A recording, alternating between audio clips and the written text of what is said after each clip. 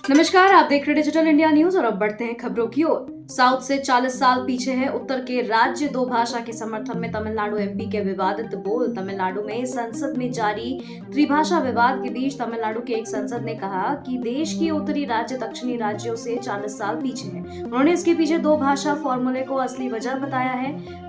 मरुमलार्ची द्रविड़ मुन्नेर कड़गम के सांसद और पार्टी प्रमुख वाइको के बेटे दुराई वाइको ने केंद्रीय शिक्षा मंत्री धर्मेंद्र प्रधान के साथ हुई एक मुलाकात का जिक्र करते हुए कहा कि दो भाषा फॉर्मूले के कारण ही तमिलनाडु के लोग लगभग सभी क्षेत्रों में हावी हैं।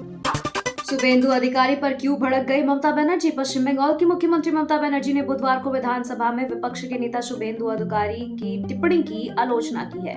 विधानसभा में बोलते हुए सीएम बनर्जी ने कहा, लोकतंत्र स्थायी है लेकिन कुर्सी नहीं। कुर्सी का सम्मान करें। वे मुसलमानों को निशाना बना रहे हैं क्योंकि यह रोजा का महीना है और उन्हें यह पसंद नहीं है। वे सांप्रदायिक बयान देकर देश का ध्यान आर्थिक और व्यापारिक पतन से भटकाने की कोशिश कर रहे हैं। मैं एक हिंदू हूँ और मुझे भाजपा से सर्टिफिकेट की जरूरत नहीं है।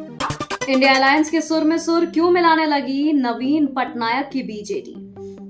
कई मौकों पर मोदी सरकार के लिए राज्यसभा में मददगार रहे और पूर्व में एनडीए गठबंधन का हिस्सा रहे उड़ीसा के पूर्व मुख्यमंत्री नवीन पटनायक की पार्टी बीजू जनता दल ने विपक्षी इंडिया अलायंस का राग अलापना शुरू कर दिया है। बीजेडी ने चुनाव आयोग से चुनाव प्रक्रिया की क्या किया किसी अन्य स्वतंत्र एजेंसी से ऑडिट करवाने की मांग की है और आरोप लगाया है कि पिछले साल हुए ओडिशा विधानसभा चुनावों में बूथों पर कुल वोटों की संख्या और ईवीएम में दर्ज कुल वोटों की संख्या में उसे अंतर दिखा है।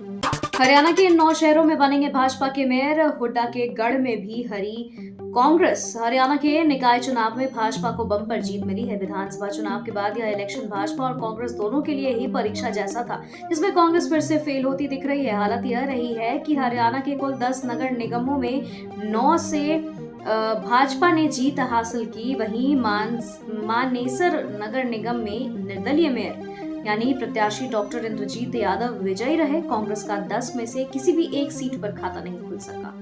बजट सत्र में शामिल होने को इंजीनियर राशिद को क्यों नहीं दी जाए पैरोल? न्यायमूर्ति प्रतिभा एम सिंह और रजनीश कुमार गुप्ता की पीठ ने नोटिस जारी करते हुए 18 मार्च को अगली सुनवाई की तारीख तय की। कोर्ट ने कहा, नोटिस जारी करे। अगर कोई आपत्ति हो तो एनआईए सोमवार तक जवाब दाखिल करे। मंगलवार को सुनवाई के लिए सूचीबद्ध करे। राशिद 2019 से आतंकवाद को आर्थिक मदद करने के मामले में हिरासत में। उन्होंने अंतरिम जमानत की मांग की। उन्होंने हाई कोर्ट में सिविल कोर्ट के 10 मार्च के आदेश के खिलाफ याचिका दायर की थी, जिसमें उन्हें कस्टडी पैरोल देने से इनकार कर दिया गया था।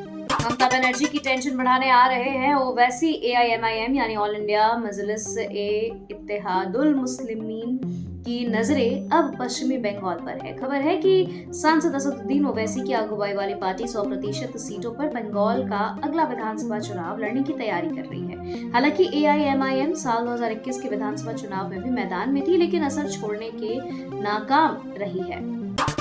कर्नाटक में सरकारी खजाने से कांग्रेस कार्यकर्ताओं को सैलरी भड़क गई भाजपा। कर्नाटक में कांग्रेस सरकार से पहले ही अपनी 5 गारंटी योजनाओं के लिए 52,000 करोड़ रुपए आवंटित करने को लेकर आलोचना का सामना कर रही थी। अब एक नई विवाद में घिर गई है। भाजपा ने आरोप लगाया है कि सरकार ने गारंटी योजनाओं के कार्यान्वयन की निगरानी के लिए 4,000 से अधिक कांग्रेस कार्यकर्ताओं को नियुक्त किया है। इन कार्यकर्ताओं के लिए सालाना 60 करोड़ रुपए का बजट तय किया गया है। हालांकि सरकार ने इस खर्च का आकार सार्वजनिक नहीं किया है।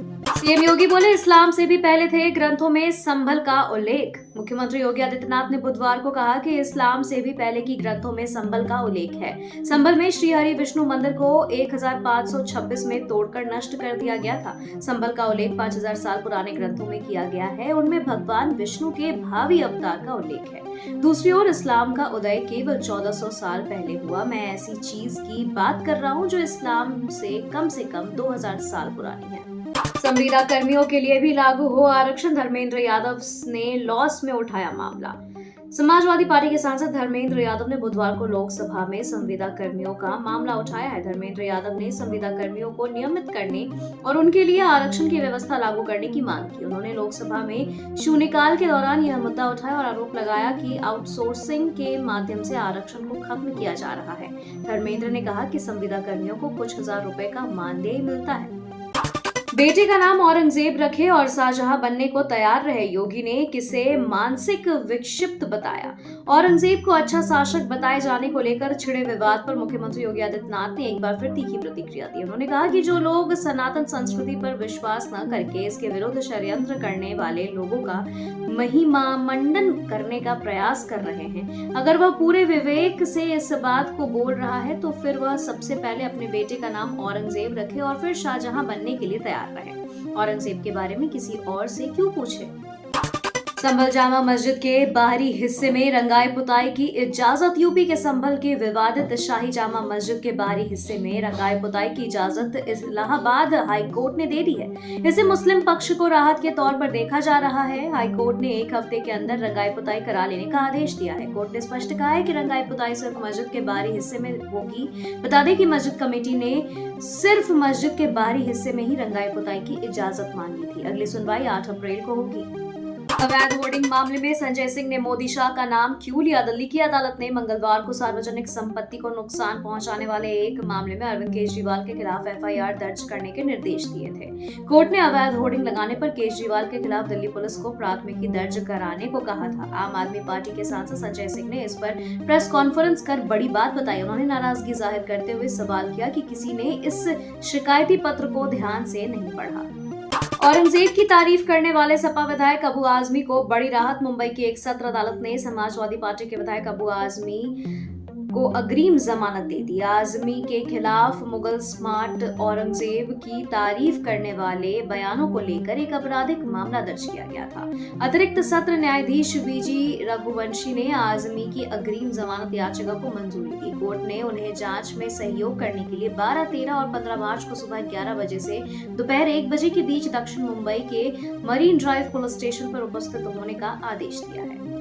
अमृतपाल सिंह की सांसदी पर कोई खतरा नहीं, हाई कोर्ट ने दी बड़ी राहत। पंजाब की खडूर साहिब सीट से सांसद अमृतपाल सिंह को लेकर केंद्र सरकार ने पंजाब और हरियाणा हाई कोर्ट में जानकारी दी कि जेल में बंद सांसद को 54 दिनों की छुट्टी दी गई है। यह जानकारी चीफ जस्टिस शील नागू और जस्टिस सुमित योगिल की खंडपीठ के समक्ष अतिरिक्त सॉलिसिटर जनरल सतपाल जैन ने लोकसभा सचिवालय द्वारा 11 मार्च को जारी पत्र पेश करते हुए दी गई। इस पर खंडपीठ ने कहा कि याचिकाकर्ता को संसद से निष्कासन का आशंका था, लेकिन इस पत्र से उसकी चिंता दूर हो जाती है। होली और जुम्मा को लेकर मचे घमासान के बीच तेजस्वी ने विधायक की एंट्री। होली और जुम्मा एक साथ होने पर सियासी में हंगामा काफी तेज हो गया है। भारतीय जनता पार्टी के विधायक हरिभूषण बचौल ठाकुर ने होली पर मुसलमानों को घर से बाहर न निकलने की नसीहत दे दी थी, जिस पर सियासत और भड़क गई। हरिभूषण बचौल ठाकुर के बयान के बाद दरभंगा के मेयर अंजुम आरा ने भी भड़काऊ बयान देते हुए कहा है कि जुमे की नमाज के लिए होली को 1.5 घंटे तक रोक दिया जाए। दोनों ही नेताओं के बयानों पर बिहार में खूब सियासत में बवाल मचा हुआ है।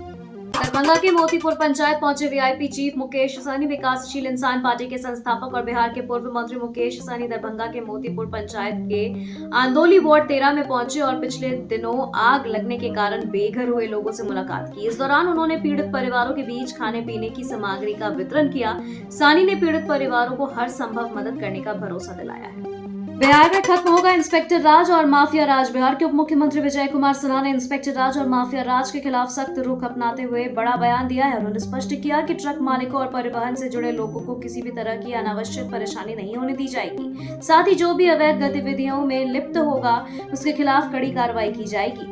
अमन साहू का खेल खत्म, अब कौन संभालेगा गैंग की कमान। पलामू में मंगलवार की सुबह मुठभेड़ में गैंगस्टर अमन साहू उर्फ अमन साहू के मारे जाने के बाद गैंग की कमान अब अमन की शूटर मयंक सिंह व राहुल सिंह ने संभाल ली है। इंटरनेट मीडिया फेसबुक पर मयंक सिंह के नाम से जारी एक प्रेस रिलीज पोस्ट ने फिर सनसनी फैला दी है। जारी पोस्ट में कथित मयंक सिंह ने लिखा है कि उसके बॉस अमन साहू को फर्जी मुठभेड़ में मारा गया है। अब गैंग का संचालन वह स्वयं व उसके साथ ही राहुल सिंह करेंगे। होली ईद को लेकर सीएम हेमंत सोरेन ने जारी किया नया ऑर्डर, हर जिले में दिखेगा असर। मुख्यमंत्री हेमंत सोरेन ने आगामी पर्व त्योहारों के मद्देनजर बेहतर विधि व्यवस्था बनाए रखने का आदेश दिया है। उन्होंने कहा कि पुलिस प्रशासन शरारती तत्वों और अफवाह फैलाने वालों पर नजर रखे। वे बुधवार को झारखंड मंत्रालय में राज्य में विधि व्यवस्था संधारण की उच्च स्तरीय समीक्षा कर रहे थे। मौके पर मुख्यमंत्री ने वरीय पुलिस अधिकारियों को आवश्यक दिशा निर्देश दिए। झारखंड में लगाए राष्ट्रपति शासन, संसद में बोले निशिकांत दुबे। भाजपा सांसद निशिकांत दुबे ने झारखंड के संथाल परगना क्षेत्र में बांग्लादेशी घुसपैठियों की संख्या में बढ़ोतरी का मुद्दा बुधवार को लोकसभा में उठाया।